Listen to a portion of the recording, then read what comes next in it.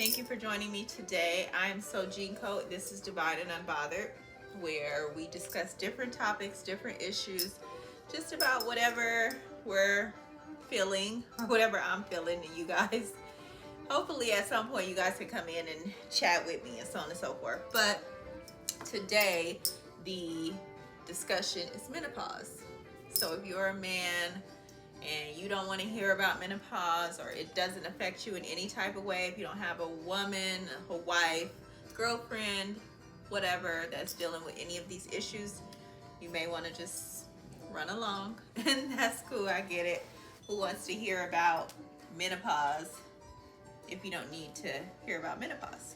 Okay, so for those that do need to hear about menopause, or do need a little bit of information on the subject, um, let's go. Like let's chat. Let's chitty bang bang. Because I am 46, almost 47, and I am actively in menopause.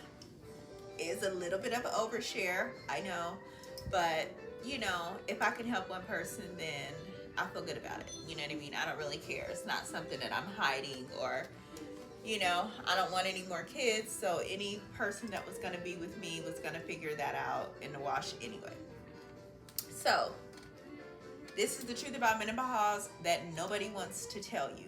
They kind of like make it look a little bit glamorous, and she ain't glamorous. Like, she's not hell, she's not death, but she's not glamorous. So, let's discuss the pros and the cons of menopause, okay? So we are going to start with the cons, because I feel like you should always get the bad news first, because then the good news, you may find a solution.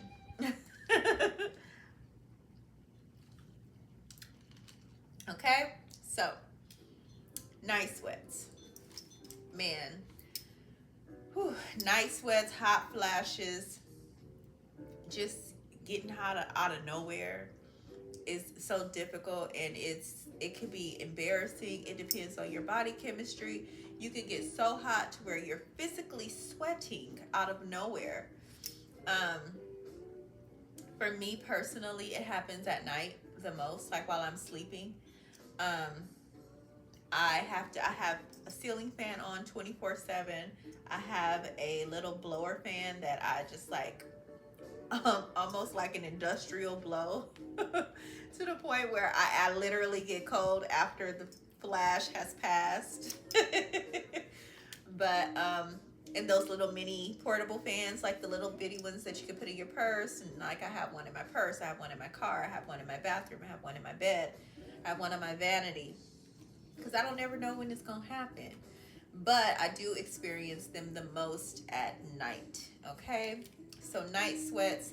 And then next, this one has been really difficult for me, weight gain. Man, like, okay, I have always been a size 5, okay, maybe a 7 here or there. If I get pregnant, had a baby, I will go up to a 9, never over an 11. And I'm talking about 9 months pregnant, not over a size 11. And you know, I've always been on the slimmer side. I feel more physically comfortable when slim. I've always had a pretty athletic build, you know, natural body, and I haven't had anything really. Only enhancement I've ever had is breast implants. I had breast implants years ago. So having the weight gain that I experienced over this past year has been not only difficult, but it kind of mess with your self-esteem a little bit, because it's hard. Like, it's hard. Like, I'm getting comfortable with the weight that I have on me now. Now I'm grooving and getting comfortable in a size 7. But at the same time, it's just uncomfortable, you know, when you've always been a slimmer person, to like gain weight, and then to have it sit on you the right way, because you can gain weight and you'll look fine, and then you can gain weight and then you look like shit. So, and then to just have it happening out of nowhere once you're getting older is a little bit more difficult, just because you're getting older already, and that's already a insult or an injury, and then to be gaining weight on top of it, you kind of like, you know. So it's a tough spot. And then for me as an unmarried woman, a single woman, it is more difficult because it's kind of like if I ever want to be married or get a partner, I have to be at a desirable, you know what I mean? Like in my mind, I have to feel desirable in order to be desirable. Otherwise, I'm gonna think it's just a game. So, weight gain has been very, very, very difficult throughout my menopause journey. Okay. So, third on the list is vaginal dryness.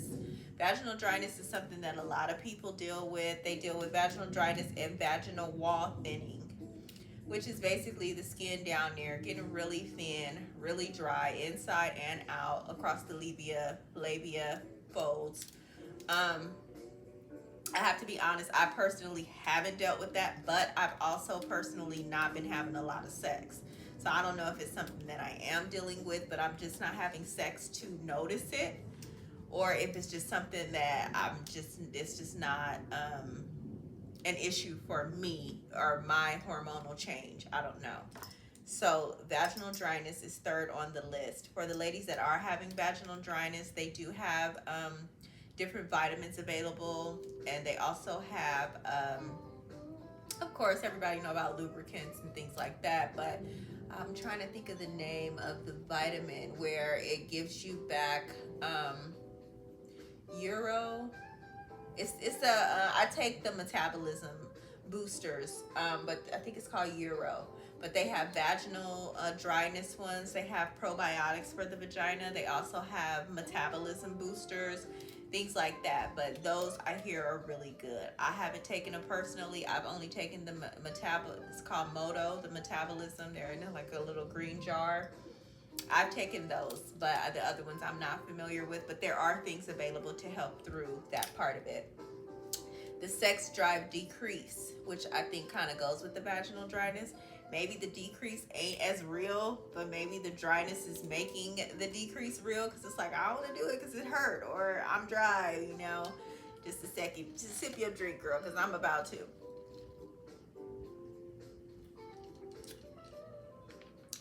Excuse me. So, and also I think that the sex drive decrease could come along with just not feeling desirable. You know, you gaining weight, you sweating all the fucking time, and your cooch dry, like, move, so.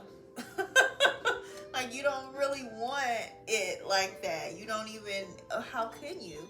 When you feel so bogged down. So men, kind of take a mental note that, you know, maybe the sexual or the sex drive decrease, don't take it personally. It is hormonal, it is her body, and you know, sometimes it's just hard dealing with certain aspects. So try not to take things so personally. Try to be more understanding, or try to find ways to work around it if you can. Okay? And then this next one is something that's very new to me. It's something that I've been dealing with, and it's so new to me, and I'm so not feeling it. But it's skin issues. I've had clear skin for pretty much most of my life, like seriously. Of course, as a youth, I had a little, you know, pimples and stuff, and even as an adult woman, I had some, you know, pimples or acne, quote unquote, whatever. I would get a pimple every time my period was gonna come, or my cycle, whatever makes people feel comfortable. But whenever I was gonna have that, I would get like a little bump here, bump there, you know what I mean? Put a little toothpaste on it, it leave a dark mark, and then it's gone in about 2-3 weeks to a month. By the time you get another one, that dark mark is leaving. That was my run with acne or pimples, if you will, like skin issues. But like this last 2 months, I've been getting pimples like crazy. Like the ones that come under your skin, oh my God, like those hurt so bad. I got one here on my chin, I have one here, I got one here that's trying to go away, I got two over here. I'm like, girl, what is happening? But it come with the territory, and it's a very uncomfortable part of it. It's another thing that just kind of aids in you feeling undesirable and not sexy, not pretty. Like, you know, it makes it a little bit difficult to feel with it when you know all these things are happening at the same time. Like, what? It's difficult at best. Okay, so the next thing I've dealt with, and I've dealt with this for, whew, I would say for the last year and a half almost, is hair loss and hair thinness. My hair has thinned out so much, and it'll still grow long, but it's so thin that it's just not cute. Like, girl, like, bitch, you look a mess. So you like a damn scarecrow. With just like, it's just not it. It's just not it. So I'm definitely thinking about cutting my hair when I get closer to my birthday, because I'm just like, I want to feel pretty. Like, I don't want to feel like I always gotta hide behind braids or weaves or fake hair and things that I don't want to hide. I'm not a hider. Like, you know, I'm a pop out and show niggas kind of girl. So it's like, I don't really like that whole, you know, needing something to feel good. I like to be able to have my natural nails when it's time, to have my natural hair when it's time. I love makeup, but I'm a girl that I want to be able to wear my skin when I want to wear my skin. You know what I mean? I love my natural state. And it makes it a little bit hard when your natural state is naturally deplenishing. So hair loss and hair thinness is definitely on the list. Okay, so next we have the hormone changes. I do feel like hormone changes are 50-50. I have my hormone change on the pros and the cons side of the list. For me personally, with my hormone change so far, I have experienced, like I said, the pimples, acne, whatever. And girl, one day I was just musty. Like, bitch, what? Musty? All the work I put into this little body and I'm musty? I was so mad. And then my kids' grandma, their dad's mom, told me about a clinical strength deodorant, and chef's kiss to that shit. Thank you. Thank you, girl. Because if she hadn't told me about it, I would still be overusing regular deodorants, where the clinical strength, I could do 1-2 swipes when I'm going out. When I'm in the house, I'm not using deodorant. I'm not, because, you know, I'm more natural. When I was younger, I could go without it completely. I barely sweat when I was young. I didn't have a lot of the issues that I am coming into contact with now, mainly because of age, hormone changes, and things like that.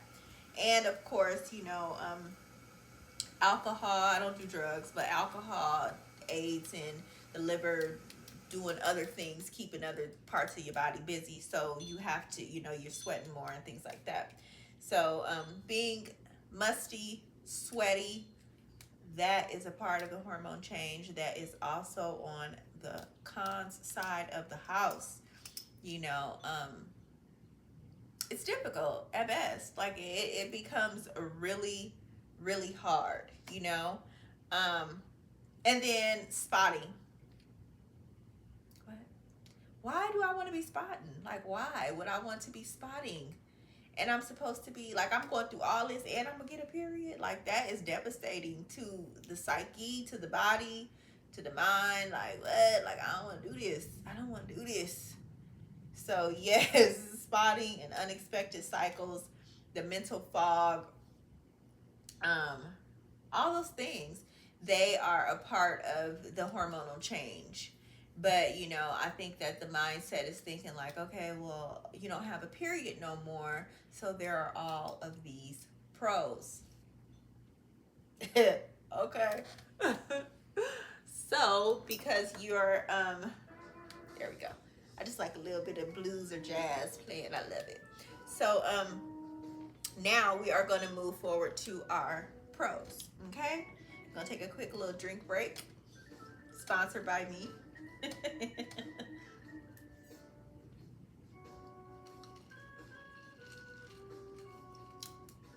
For anybody that wants to know, this is pure cranberry, like pure, not like it has no sugar, so it's a little bit tart, a little bit bitter, depending on your taste buds.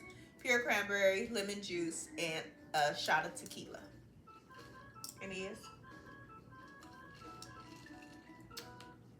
You could call it a margarita. I call it a healthy drink with a splash of life. Okay, so moving on. Now to the pros of menopause, or to the glam side of the house. The pros are no period.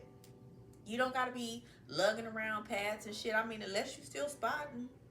Like what?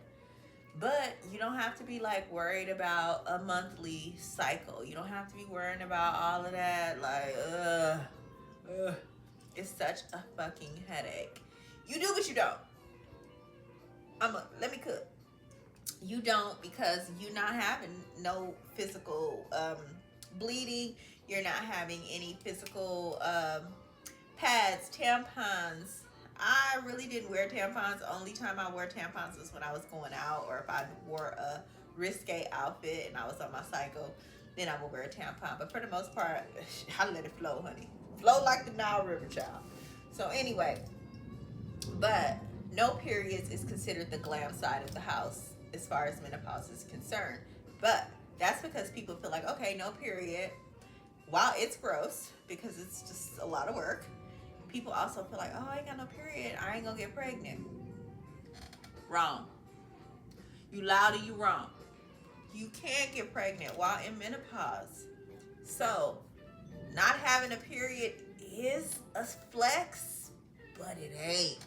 Until you get deep into menopause, until you get to them times where she's long gone. You know, the ship has sailed. Then yes, it's a flex, baby, flex. Time to have sex. It's flexing once it's gone, girl. But while it still could kind of be there, ain't no flex. Be careful, man. You'll look up and you'll be 53 with a newborn baby. Hell no. Hell no. The way these men set up in 2025, the way these prices is set up in 2025, the way life is set up in 2025, girl, I would be caught dead at 53 with a newborn child. I don't want to say that because God just showed me how I be caught dead with the baby, but I don't want to be caught dead with one. Shit. So anyway, but that is a pro, or that is on the glam side of the house of menopause. Okay? Then another part for me, in my mind, I feel like it's on the glam side of the house of menopause, is decentering men. Girl, you could care less about these. What? You give a fuck about none of that shit. You miss me with the shenanigans. You don't even care. Like, girl, you are a new woman, okay? You lost that and you gained you. Like, you like, that stuff don't even matter. They are decentered, not only from your life, from your thought process, from everything that's you. You couldn't care less. I mean, you probably could, but it'd be uncivilized. So it's just like, those are the things that really are a part of, like, you just decenter that part of your life. And it does, I'm sure it does have something to do with feeling undesirable or feeling unpretty, being hot and sweaty, maybe musty. A lot, you know what I mean? It could have something to do with that. It could have something to do with the natural dryness and the weight gain and the hair thinning. Like, it could. It's like, I don't even need you to witness all of this, sir. So it could have something to do with that. Or, like, if you're a married woman, you don't really have the option to not let him view it. But you do have the option of not holding his opinion of it personally, you know? So, sorry, I got something on my hand. So, yeah, that is, like, to me, it's a pro of the decentering of men and sex and worrying about how you're being viewed by your partner. I don't personally have a partner at this time, so that may be more helpful for me, and that could have expedited the decentering of men in my life. but I feel like that's a flex. I feel like that is definitely, and it could be a part of just my growth process and my spirituality, but I'm attributing it to spirituality and menopause. They both get a split in it just because I'm gonna go 50-50, but I feel like they both get a split in it because I feel like the menopause is a time where I did or I have needed to just kind of be alone and really, sift through the wreckage of, the last 47 years. Okay. So then the next one, this is the hormone change. This is where I feel like hormone change is a pro and a con. For women like me that never had skin issues, or women like me who were never sweaty and things like this, for the women that may have naturally been more like, what is it, hyperhidrosis, or maybe a more musty natural, I don't want to call it musty because it's just your natural body odor, but it's kicked up, you know what I'm saying? So it's like body odor or BO, skin issues, sweat and things like that. For those women that may have not had that issue before, I feel like the hormone change could bring you to a space where that's no longer your problem. Like, you know what I mean? Because if it can bring me from not having that problem to having it, then it can definitely bring those that have it to not having it. Because the hormones is the imbalance, it's the change. So I feel like that could be a pro and a con. You know what I mean? It depends on where you are in the spectrum and, how you're living. Okay? So I think that the hormone change could be, like I said, a yes. It could be a yes and a no. They do have things. This is the next one. They do have things available like GLP-1s that are able to help you. Some help or aid in hormonal balance or imbalance, like getting the hormones into balance. There are GLP-1s that do help with that. They also aid in weight loss. They also aid in, I think, like mood stabilizers and things like that. I am naturally moody, so I haven't really noticed a lot of mood changes. How do I say? I feel like I'm naturally moody, but maybe not. But I feel like the GLP ones, they have different ones that are created to do or to be stronger in different ways. When you think GLP-1, most people think Ozempic, Wegovy, but I think they are now creating ones that are more geared towards women in their menopause years.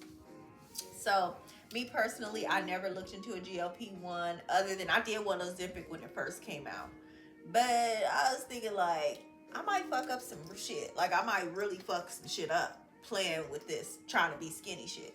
And I only wanted it because I was gaining so much weight from being in menopause. So, but I'm not willing to pay nobody $400 or $500 a month to be skinny when I could just get my ass up and work out harder or more often. You know what I mean? And me personally, I was able to spearhead it by not only working out more often, a little bit harder, a little bit more intense, but I just had to change my lifestyle. I had to change my eating habits. I had to change certain things to get back to where I was. I was a size 5 chef's fucking kiss for almost 30 years. So imagine, you know what I mean? And I'm only taking out some years because there were times I was pregnant and, things like that. So it's like, anytime I have a baby, 1 year, I give myself 12 months while I'm just like in the air. I'm not worried about weight. I'm just letting my body kind of recalibrate. After that 12 months, I'm finna put my foot to the gas because I feel more physically comfortable. It's not really about the looks. It ain't about the men. It's about me feeling more physically comfortable at a certain size in my body, naturally. And my body has always naturally responded to going back to that space where I was comfortable. But now my new comfort zone is about a size 7. And I think that us as women, we have to like give ourselves some grace. You know what I mean? Like we are literally bringing life into a completely different realm. And we have to just give ourselves space and give ourselves like hold space. And if you are with someone that is not allowing you to be patient and kind to your body and to yourself while dealing with these things, you need a new nigga or man, person, lover. You need a new one. Replace his ass. Girl, I need a drink after that. Because I wouldn't be able to fathom a person being unkind to me in this space. It'd be so hot, like I'll kick his ass out in the middle of the night. Show shit. Shit. Beat it. Scram. So yeah. There are the GLP-1s that are available. For me personally, I have also found meditation and spiritual work keeps me happy. Dancing, swaying my hips a lot. My exercise routine is outside in nature. That helps me so much physically, mentally, emotionally. I hug trees, things like that. For me personally, those are the things that kind of fill my heart space so that I'm not so worried about the physical plane. You take away from it. And while that's not a part of menopause, that's a part of life. I feel like that's a part of life that if you couple it with things that you have going on, it will be a really nice space. It'll be a space. It'll create space for you to create space for yourself. That's my personal opinion.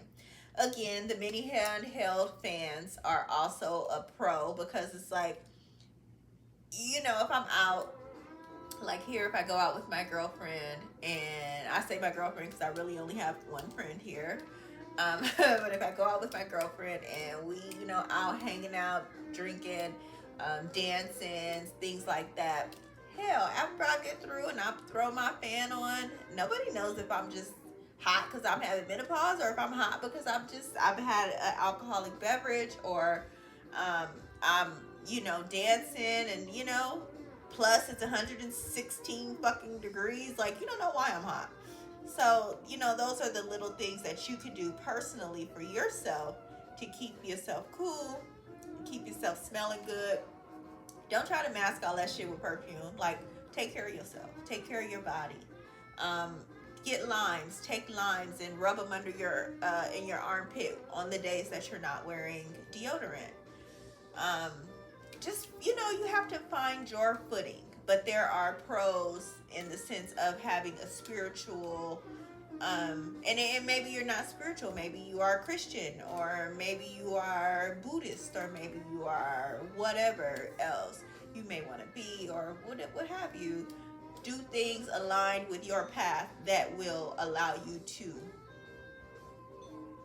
have that decompression of this tangible world.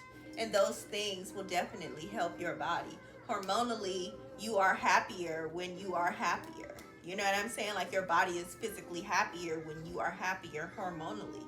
So do things to line up your hormones, if that makes any sense, okay? And then last but not least is shaving. Like, girl, shave that Egyptian Sphinx. Like, this would, she on a schedule. I have to keep myself nice and, you know, cleaned up, nice and what is the word I'm looking for?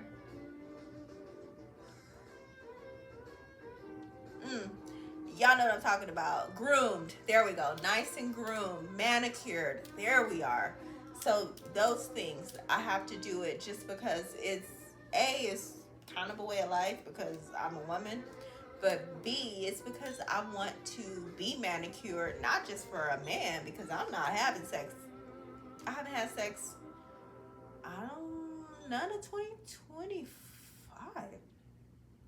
Damn, that sounds bad, but it's true. You know what I mean? But I'm not having no sex. So the point I'm making is that still having yourself manicured and cleaned up, it's not for nobody else. It's for you. You know what I mean? If you, like, when I sleep in this bed, I'm not in this bed Nurse Ratchet. Like, please, girl, sometimes I get in this bed in the softest of of satins and laces. Like, what? For me. Because it ain't got nothing to do with nobody else. It's about me. And those things, I feel like through menopause, they make you feel pretty. They make you feel sexy. They make you feel nice. And you just have to let your lover know if you feeling like vaginally dry or whatever, but you still want to wear a lace teddy to bed, just let him know, like, look, but don't touch, nigga. Like, this is $1 million diamond. Don't touch it. You can't touch it. It's in a glass case. You just have to build up the boundaries while at the same time being kind and loving and still holding space and making or allowing someone to respectfully hold space for you. Okay? So, extra strength deodorants, my ladies. If you are having any kind of problems, get clinical strength deodorants. They are available at Walmart, Target, all of the little shops. Clinical strength deodorant. It's a little bit more expensive, but it's worth it. And you don't need as much.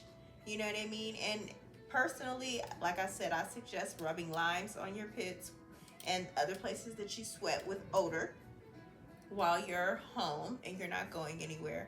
And when you're ready to go somewhere and it's a hot climate, then you put on a little bit of your extra strength deodorant. Boom.